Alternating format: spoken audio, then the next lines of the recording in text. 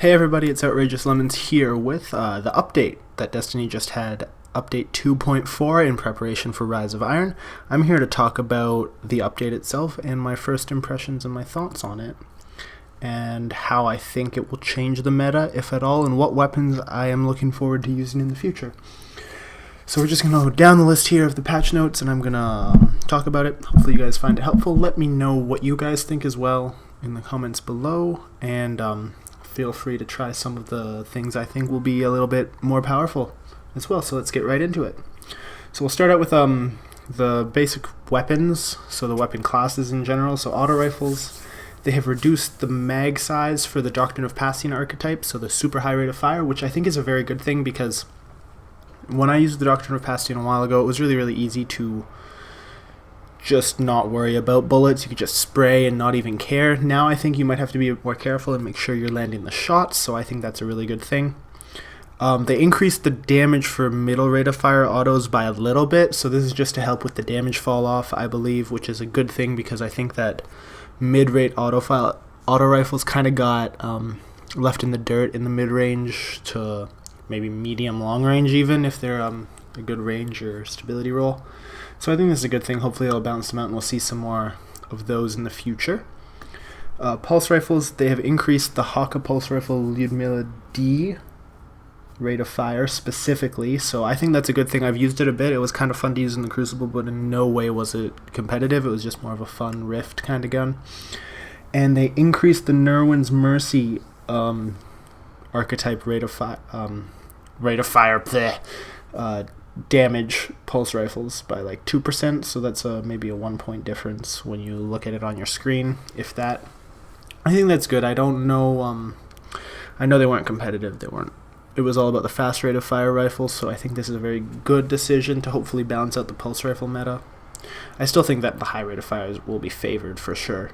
Hand cannons, not much of an issue at all. They didn't change anything. Shotguns, they have increased the effectiveness essentially of the lower range and higher rate of fire shotguns. So what they've done is, specifically to the Mobius, they've decreased the spread a little bit and gave it a huge stability increase by like 60%. And then they increased shotgun damage by 2% for all of them, like middle, low, and high rate of fire.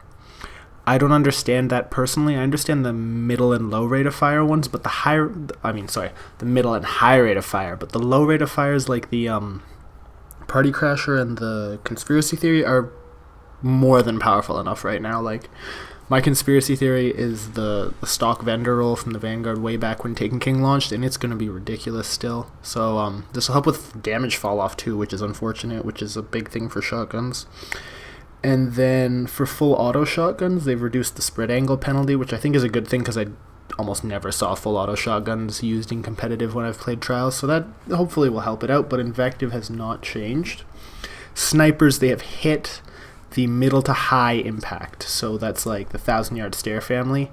So they've reduced the damage so that it's less likely for you to kill high armor guardians and their supers, which is great in my opinion. No Land Beyond is not affected. A huge thing they've done is reduce target acquisition of LDR and Longbow, because that really needed to stop. That was a great thing in my opinion. I think we'll see these guns still in the meta. Not a big deal. They just won't be the only gun in the meta when you get a good roll on it. And a big change again for these snipers is that all snipers, they've increased the aim deflection that you get on that first shot, because I know I've been sniped using the Jade Rabbit very consistently. When I've landed the first one or two shots even, or if they're just one shot away, they'll still get me with that headshot consistently, which is like a bother. Like, I don't mind if it's occasionally and they're a good sniper, but like when they're hitting it every single time, I'm like, okay, like I'm getting the jump on you, but I'm still getting punished for it. So I think this is a really good thing they've done. And overall, they've increased the aim deflection multiplier as well, which is a good thing for sniper rifles. Sidearms, they've done a ton of changes in prep for Rise of Iron, so they've unified the damage, so all current sidearms do the same amount of damage per hit right now. They've increased Haka sidearm damage by a bit less for the lower rate of fire, and then the higher rate of fire they've given it a bit more of a damage increase. They have also extended the damage fall off by a tiny bit, not a big difference, but hopefully it'll make it more of common in PvP. They've added a damage bonus in PvE, which is probably a good thing because I've never seen a sidearm in PvE ever. They have changed the bars. It has not actually changed the rate of fire of the sidearms, but they've changed the bars so that the newer ones in Rise of Iron, which I'm looking forward to seeing, will display correctly. And then fusion rifles. Now we're moving on to the fusions. They have just done a bunch of user interface stuff, so nothing has actually changed with fusion rifles at all. They've just changed some of the UI so it properly displays what the perks affect. And then rocket launchers. This I don't understand. I do understand most of it, but the part I don't understand is truth. So they've extended the damage fall off for cluster bombs, which is great. I think that'll hopefully help with use in the Crucible. Like if you can get a tracking cluster bombs roll, that'd be pretty cool. Grenades and horseshoes by far is still the best perk. And they've changed grenade and horseshoes proc radius by 0.3 meters, so hopefully that'll help with those like ones that you're just like, oh my god, how did that actually proc? I was so far away from it.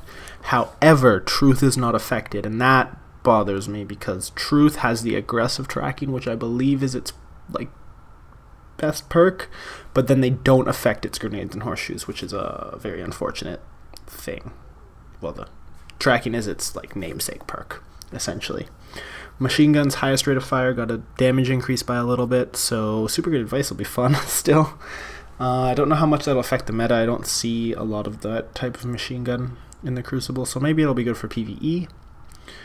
Generally, their big weapon perk changes. Magazine perks now give range bonuses, which is a huge thing, which is very helpful, I believe, for those perks that never ever get used.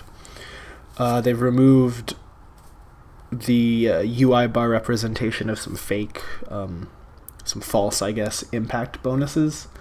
They've changed a couple things. Skip rounds adds +5 range, which is nice, and adds +5 inventory. Take a knee, they've changed a little bit after, it works after 0.5 seconds of crouching. Again, not a big deal on this one.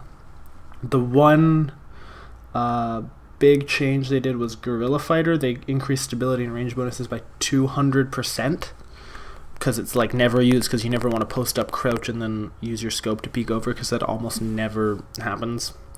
They've tried to fix the Firefly crash issue, where sometimes with the Firefly effects, they would crash a game. So I believe they fixed that for now. Now let's get into the exotic weapons, which I think are the key of this patch. I think it's very interesting. They've changed Universal Remote. I know all of those shotgun snipers are going to be very sad, but they've reduced its range bonus by 75% from its exotic perk, so it no longer guarantees maximum shotgun range, which is incredibly useful because the people who could run a shotgun that could outclass your special weapon slot shotgun was ridiculous. They have increased the rate of fire and decreased the damage as a secondary effect. So I don't think we'll be seeing as many universal remotes in the meta. It'll still be useful, especially if you're like a shoddy sniper kind of person. It'll still be useful, but it's nowhere near as effective as it used to be, which is great. Fabian Strategy now looks viable and very useful for PvE as well, I believe, because now you get something similar to the Zalo Supercell perk, where kills with the weapon automatically load a portion of the magazine back. That's huge. I do not think it... I don't know if it fills from the ether or if it fills from your reserves, but I'll test that out and find that out.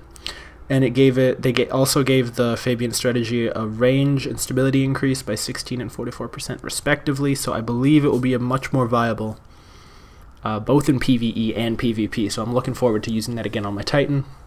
Thorn, they've just nerfed the range by a bit because it really needed a range nerf, especially because of all the other benefits of it and its high rate of fire. So 25% range reduction, very good. I think that'll help balance it out a bit. Drake's Promise, they've given some small buffs just because it's Drake's Promise and it's Greg's Potato, who really uses that too much. Touch of Malice now hurts a lot because now you cannot burn through Blessing. It will automatically remove the Blessing of Light buff if you take self-inflicted damage by it. So that's huge for the raid. It makes it a lot harder, though this raid is going to be obsolete soon. And for those using it in Crucible with their Bubble Titans, you're out of luck now. So sorry. No Time to Explain, huge thing. They give it Headseeker as an intrinsic perk, so part of the No Time to Explain thing, which is huge. I look forward to using this in the Crucible, especially with the mid-rate of fires getting buffed. I'm so excited. Boolean Gemini, they gave high cal rounds, which I think makes it basically better than the Mida at this point. Even though it doesn't give you the speed boost, that is so good. So I'm looking forward to Boolean Gemini as well, especially with the new Slamper Flinch. I'm so happy. Class items now accept shaders. They've changed that for general stuff. That's fairly useful, actually. They've done some public event changing. It's not really that useful. It gives you legendary marks your first gold completion. So that is very good, and lots of XP. So for those starting new characters, go out and do the first daily public event every day.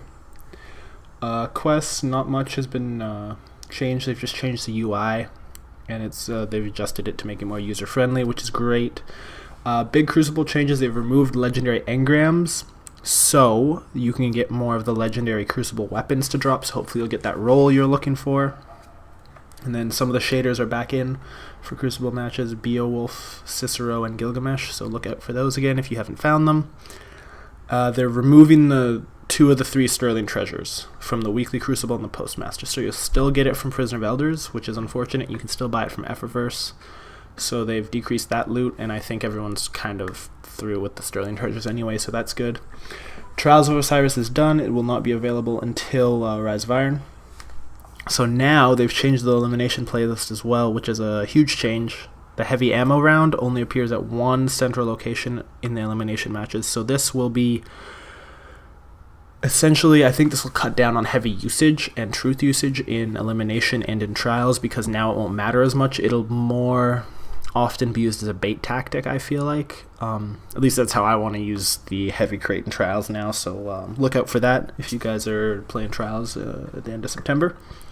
And salvage, they have changed a bit of the salvage playlist to increase the